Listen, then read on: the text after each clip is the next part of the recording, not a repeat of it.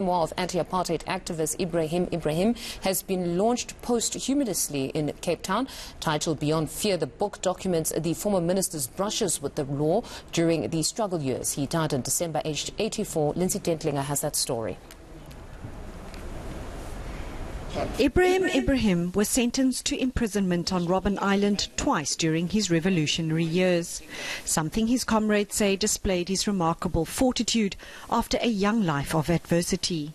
You know, I think it must take enormous courage to be imprisoned on Robben Island, then be released from serving a sentence, then go back into immediate active duty for the liberation movement, then come back into the operational arena and then be arrested again.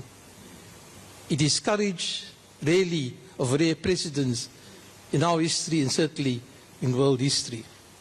So the title Beyond Fear is indeed an appropriate title. In his book titled Beyond Fear, Ebrahim recounts his interrogation and the trial that would send him to Robben Island for the second time. My mother broke down and cried. She was losing me, her son, for the second time.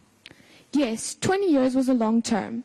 With the 15 years I'd already served, my time in jail would practically take up a large part of my life. But I thought of how foolish the judge was to even imagine that prison walls would deter people from struggling for freedom and fighting against oppression. We are incapable of being stopped.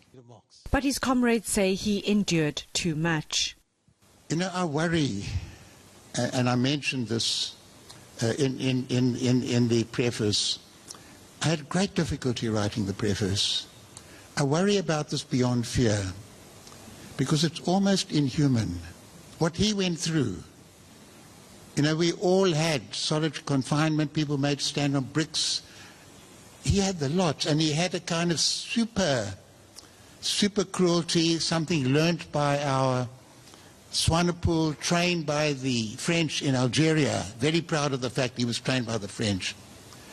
And being in that cell with a loud racket day and night, silence and noise and silence and noise for several days, which never failed. It failed in the case of Ebrahim. And the part that I found startling is it's too much. Sachs says Ebrahim's mediation skills were impactful around the world to end violence and conflict. Lindsay Dentlinger, Cape Town.